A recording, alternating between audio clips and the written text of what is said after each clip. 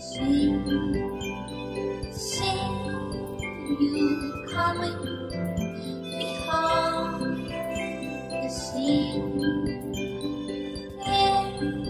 There's something. Arlindo, pleased to meet you. You are founder of Portugal Dive, which I see from your website covers the Azores, Portugal and Madeira. Yeah. But where are you actually based? Hi there, Jeff.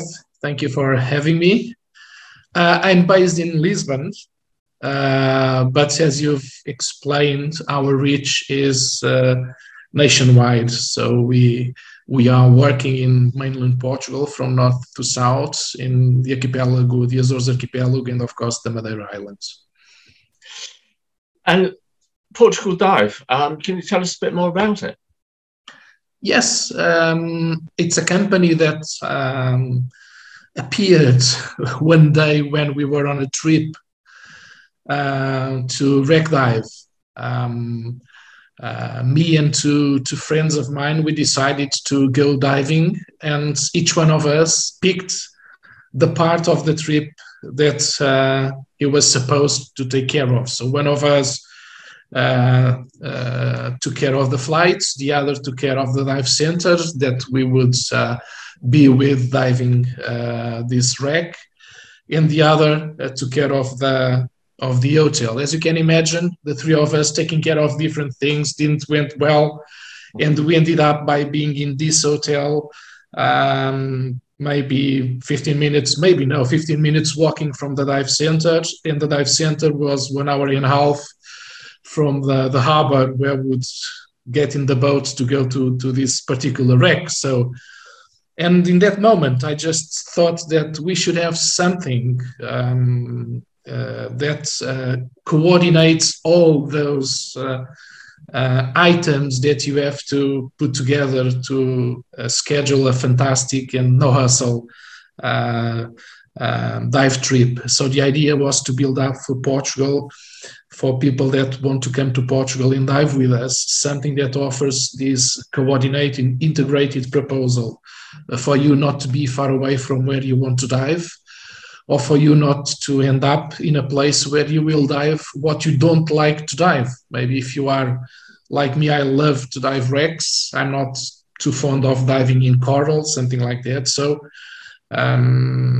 I prefer to be sure that when I go somewhere that dive center will take me diving the type of dives that I like to do. So Portugal Dive, the concept is based on this assumption.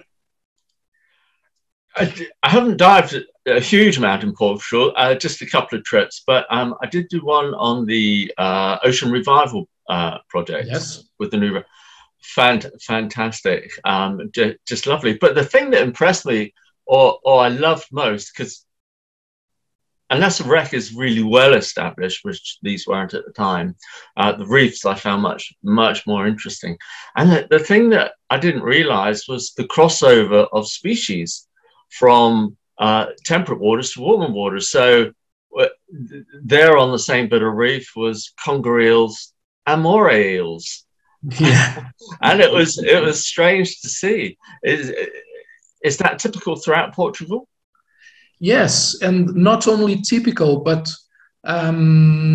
because if you say typical is something that it's supposed to be like that. So I would say that the happiness that we feel, the joy that we feel diving in our waters today is above all the result of the creation of many marine reserves around the country. In fact, we are creating now one more. It's being created, a new one, which will be one of the biggest marine reserves in Europe.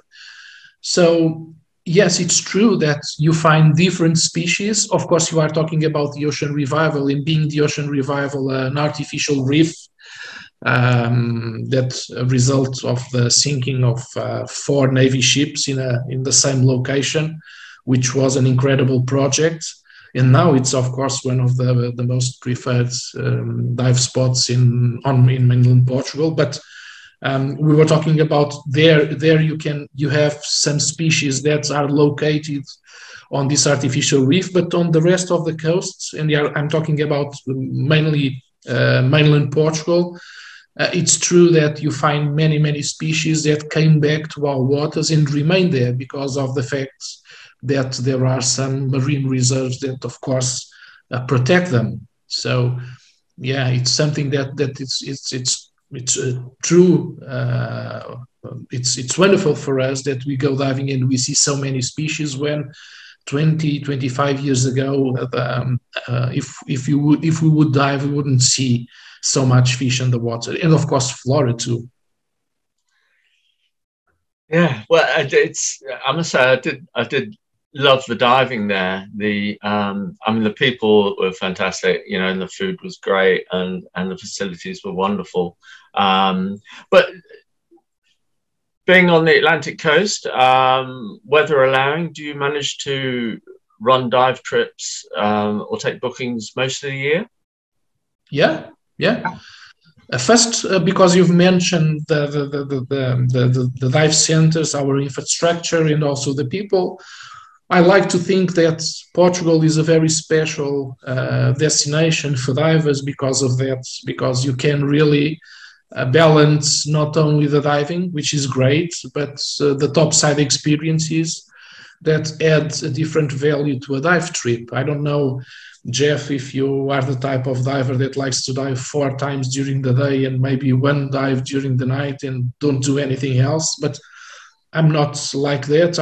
When I go somewhere to dive, I really love to find incredible, unforgettable dive spots, but I like to understand a little bit more about the place where I am. I like to visit, if possible, to engage with people. And that in Portugal is typical, using your words in the start of our conversation, and it's supposed to be like that because we really like to welcome people, and you know that for sure. So when you balance all these, the diving, the topside experience, the food, which is fantastic, the wine, and of course the infrastructure, the diving infrastructure, the resources, which are really, really good, I think you have something that is almost unbeatable. I like to think that is unbeatable, and people come and tend to agree with me. But in regards to what you were also mentioning, yes, in fact, there are more and more. There is more and more the idea that this is an interesting diving location, because until now we didn't promote Portugal as an international diving destination, and the tourism board, our tourism board, is doing more in that with that objective.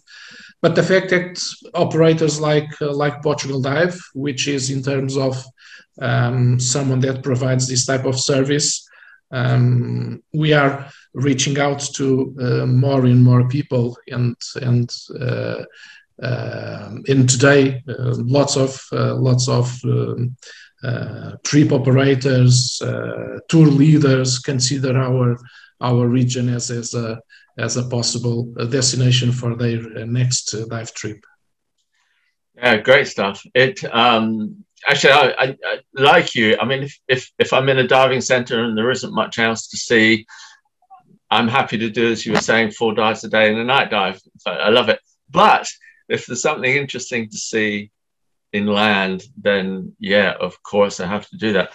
And it kind of reminds me of, I mean, I'd like to talk about the Azores as well now.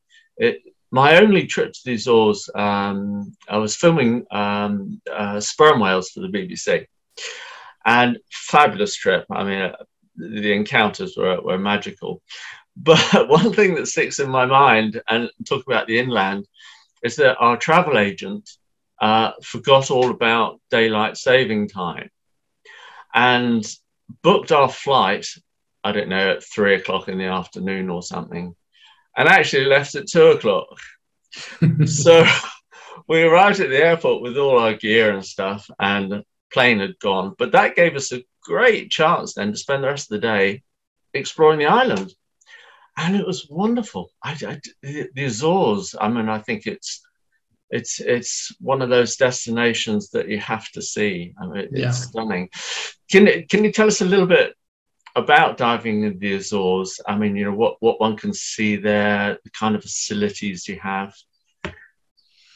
The Azores is incredible, and it's at the same time, because of that, it's a great risk to go to the Azores, because the archipelago has 9 islands, and you can dive from all of them.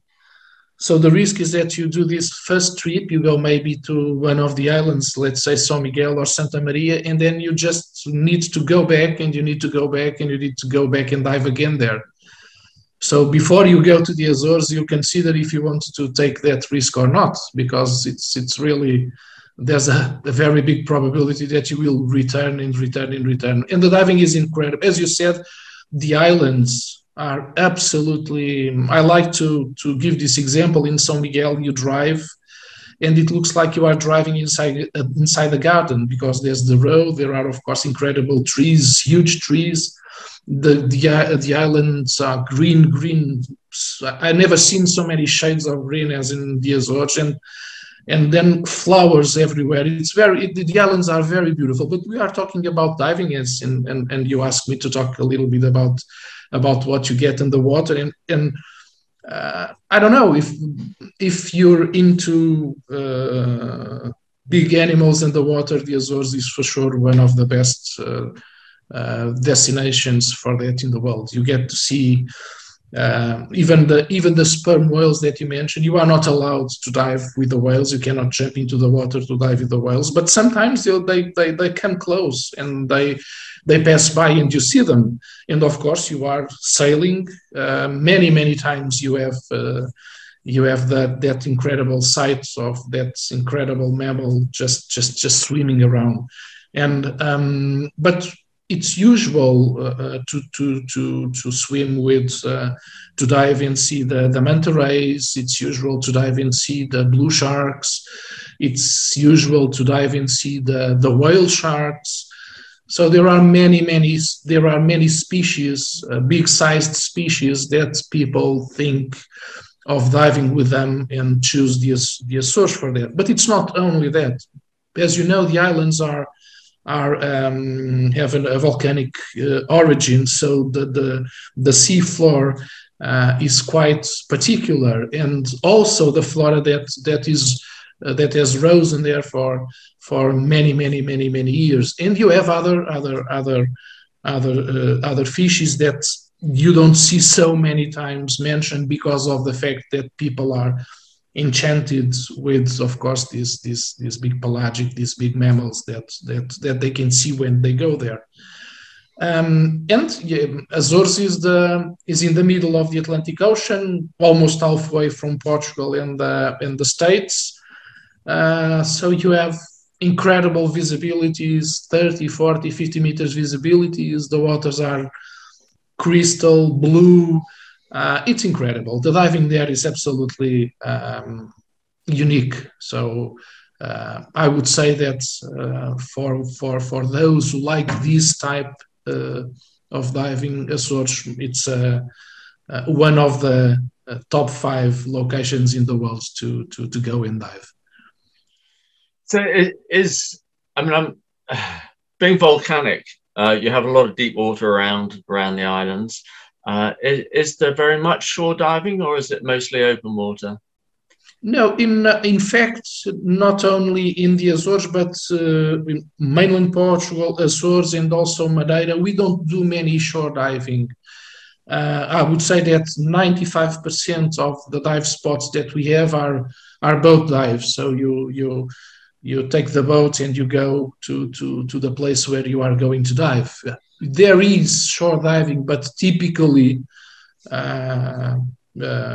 it's mainly boat dives. Yeah.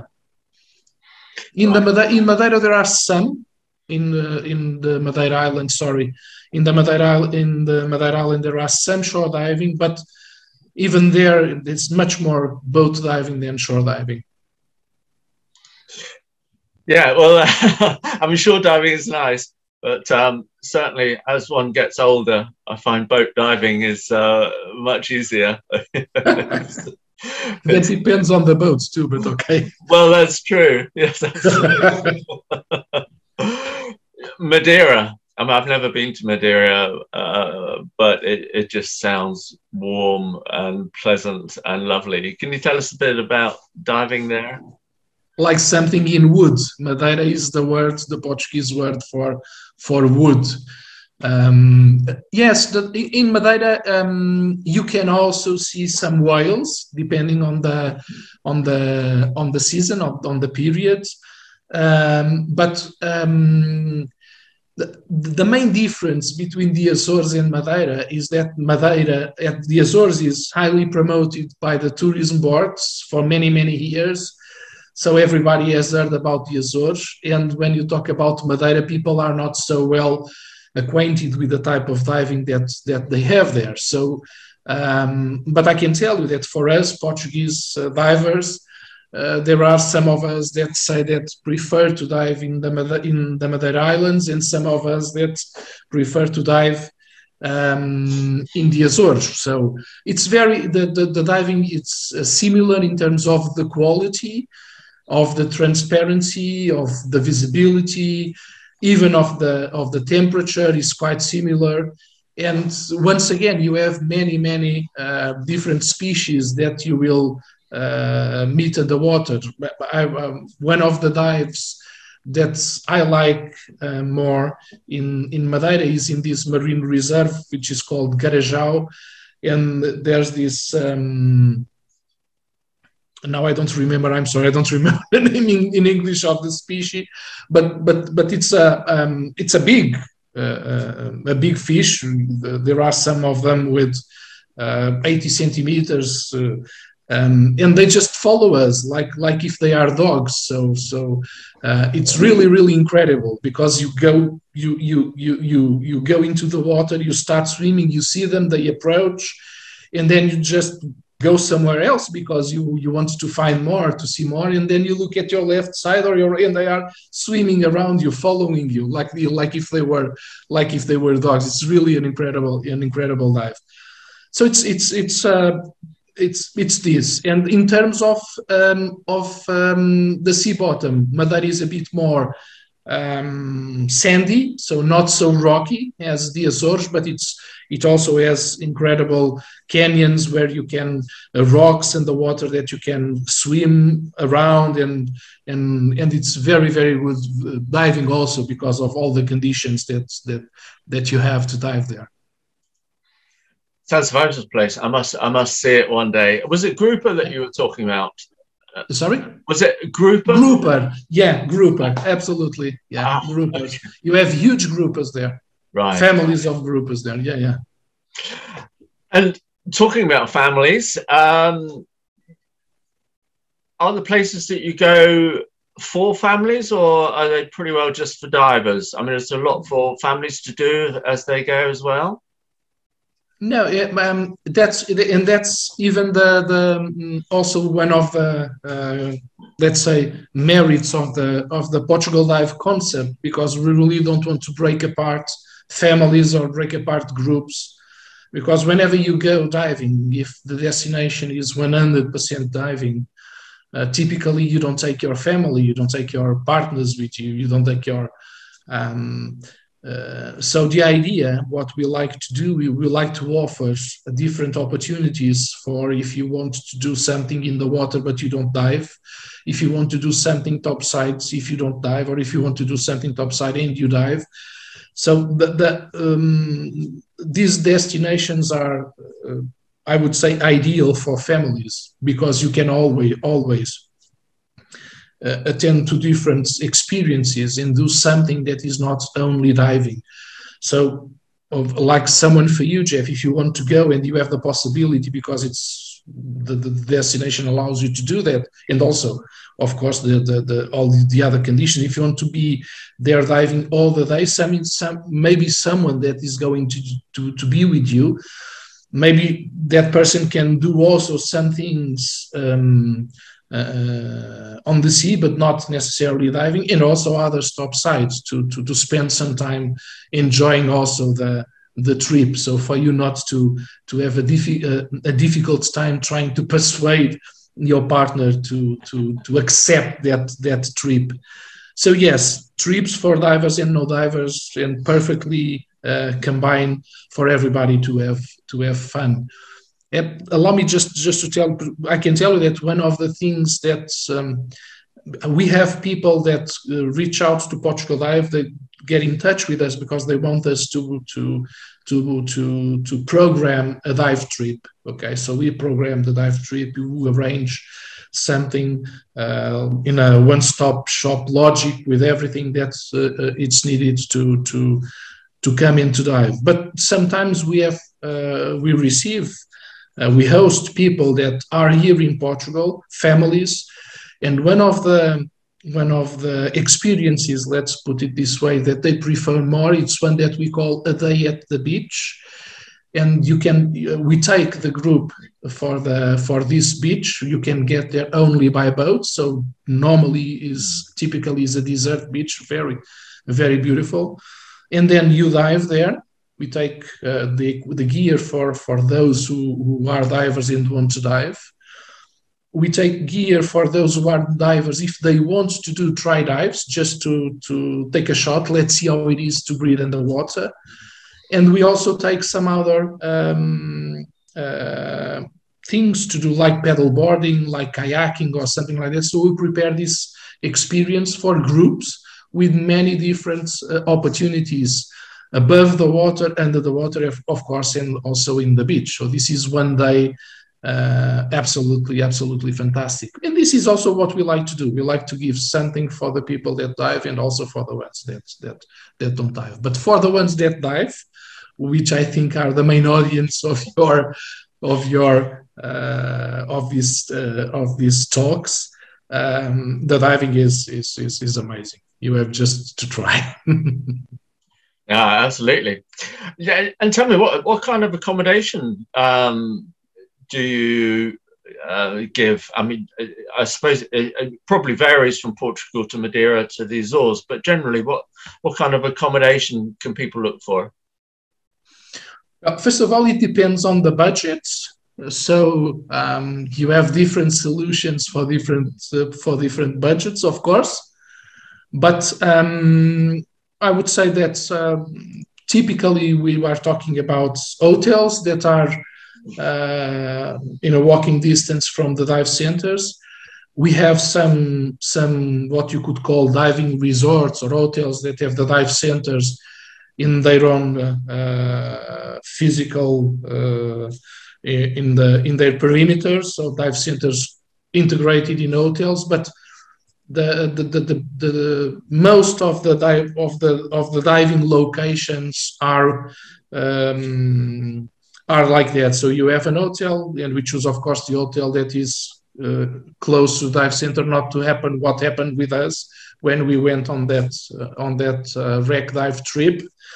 And the dive, yes, and so typically it's hotels. If the option is to stay in an apartment, we can offer also that possibility. And people sometimes when we are talking about families or with other type of budgets, they can stay also in some apartments close to the dive centers, of course.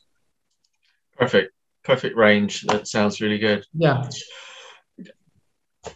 The Diving Talks International Diving Congress, which is a bit of a mouthful, but I think it's been held in October in Portugal this year. Yeah. Yes. Can you tell us a bit about it? What it is? What happens there? Yes, it's a congress, a conference that brings together people that love diving, people that are concerned about the ocean, and of course, incredible divers, scientists, investigators, doctors. So the idea is to put together people that have incredible stories to tell or that made discoveries that are important for the diving community, And of course, the diving community by itself, all those that are into diving, technical diving, but also recreational diving, and want to maybe learn something more about what's happening around the world. As you mentioned, we had our first edition October last year, and we are having our second edition this October from 7 to 9.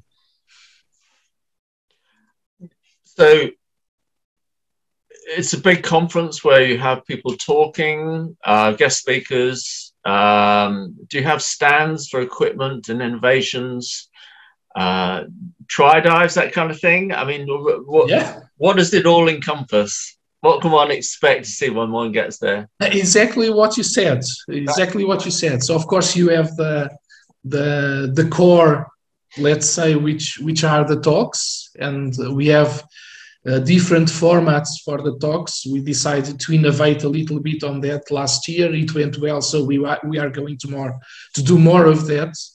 So you have the talks. In the talks, you can expect to have presentations. So I can give you an example. For instance, this year, one of the speakers, of the keynote speakers, is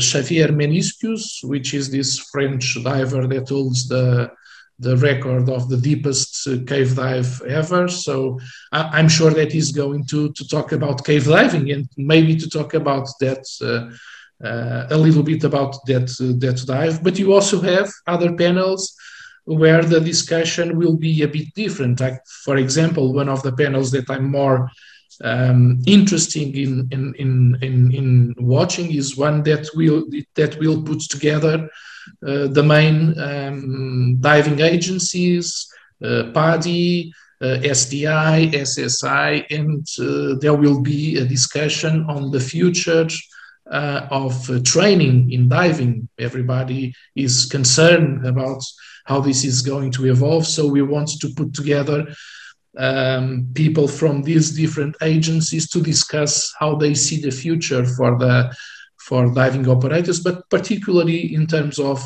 how is there an evolution in the training that we should expect in the next years. But this year we will also focus on underwater photography, because more and more divers like to take underwater their cameras to photograph, to videograph. So we will have something on those topics. And then, of course, we will have lots of things about cave diving, about wreck diving. Phil Short is coming, for example, to speak about this new project that he's involved in. Thomas Staszura from Poland will bring the tech diving that he's doing in the Baltic Sea. Lee Bishop, that everybody knows so well, Lee Bishop will have, of course, also an incredible presentation to share with us. So this is the type of things that happen. We are having Simon Mitchell. He's coming from New Zealand, and he will be on this presentation. He will be doing a presentation, but we will also have a panel where we will sit Simon Mitchell and other divers, scientists that study physiology, and we will have an interesting discussion on the subjects that are more complex but still very important for divers. And we have, of course, the exhibition, as you mentioned, so where we invite the brands that support the event to show their products. But once again, this year, this is something that we also last year we tried to innovate a little bit on that. So the idea is to give brands the opportunity of promoting their engagement with their clients in the show. So there are some side events that are promoted by each brand. And this relates also to what you've asked about tri-dive. For example, last year we had Ocean Reef as one of the exhibitors, and Ocean Reef invited the people to try to do trial dives with the full face masks and we had that happening in the swimming pool, and we could do that also in the sea because we had some support there for people that wanted to do try dives in the ocean. So in terms of brands, it's quite dynamic, and also in terms of calendar, one day, the first day of the show is totally devoted to the brands that are there. So it's the day where people that come to attend the diving talks can connect more and experience and be with the manufacturers to discuss whatever they want to discuss. Sounds a wonderful event. It's Ocean Reef. I use Ocean Reef myself. I just love it. Oh. I think it's great. Absolutely love it. I assume you also cover at some point or other marine conservation. Absolutely, we had. Yeah, absolutely. I've mentioned and I said that divers and people that love the ocean or are concerned about the ocean, and for example, last year we are putting together the panel for this year. But for example, last year we had this incredible project by a Portuguese scientist, Ana Filipa Sobral. She has this Manta catalog, which is a scientific project in the Azores. We were talking about the Azores and mentioned that we could dive with manta rays there. So she has been identifying and manta rays for many years because she wants to understand how, first of all, why the manta rays stay there in that location or come to that location. So with a project that puts together photography, she has been identifying for many years the manta rays that are there. And one of this year's sponsors, Oceanário de Lisboa, it's the biggest indoor aquarium in Europe, this Oceanário.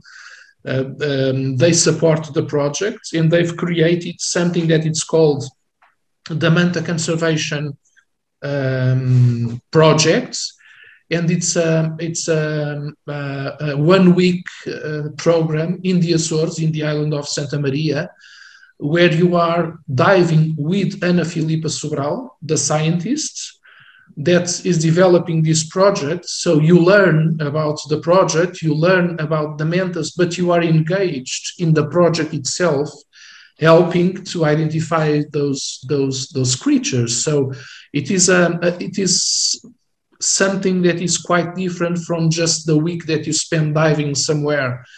So it's like a dive trip with a purpose. Last year we had the first pilot and it was a liveaboard, and this year we are having this manta conservation experience for divers that want to join us. And we will have it land-based because we are trying different formulas, different formats to see which one is the best. But this to say that one of the projects that we shared last year was this Ana Filipa's manta investigation, and we had also, of course, you've mentioned Ocean Revival. Another project that we talked about last year was in fact what we are discussing. So the growth of the ecosystem and how it happens in this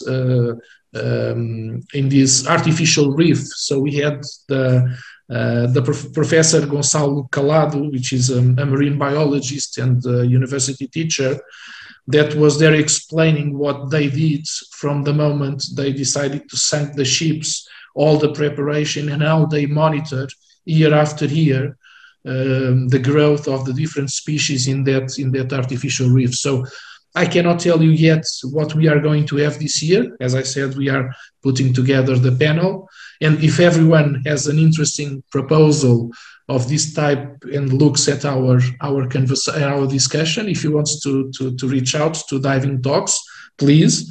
And I'm sure that we'll have also some slots with that type of themes and discussions. Great. Arlindo, it's been fabulous talking to you. Thank you for taking time to do this. Just one last thing. How are you dealing with COVID on your trips? We are from the first moment when this terrible pandemic appeared and grounded everybody, and the lockdowns, the airliners not flying, all that. From the first moment, we've decided that, and I'm talking about Portugal Dive, but also about the diving talks, for the sponsors, for the brands that are with us and for the attendees. From the first moment, we decided that if we want to do something in times of uncertainty, like last year, and still this year, of course, we are getting away from it, but we remember what happened and the difficulties that arose from there. But from the first moment, what I was trying to explain is that we've decided to set up a no-risk policy, financial zero-risk policy. So this means that for buying a program with Portugal Dive or for coming to the diving talks, if you decide to come, if you register yourself, or if you engage your company in promoting the show or supporting the show, if the Congress doesn't happen because of COVID, first we will ask if the person or the company wishes to postpone their attendance for the next date. But if the person or the company doesn't want to do that, we will return the money back. So there won't be any pressure for the attendee to keep the engagement. We hope that if this happens, that you will come to the next possible date. But if you decide to come, or if it's not something that it's comfortable for you, we will return, of course, the money that you paid. Zero financial risk. That's the objective. Perfect. Arlindo, again, thank you very much indeed. I hope you have a great year, and I'll say goodbye there, and thanks again. Thank you very much, Jeff. It was a pleasure, and thank you once again for inviting me to be here with you. Thank you. Thank you. Bye now.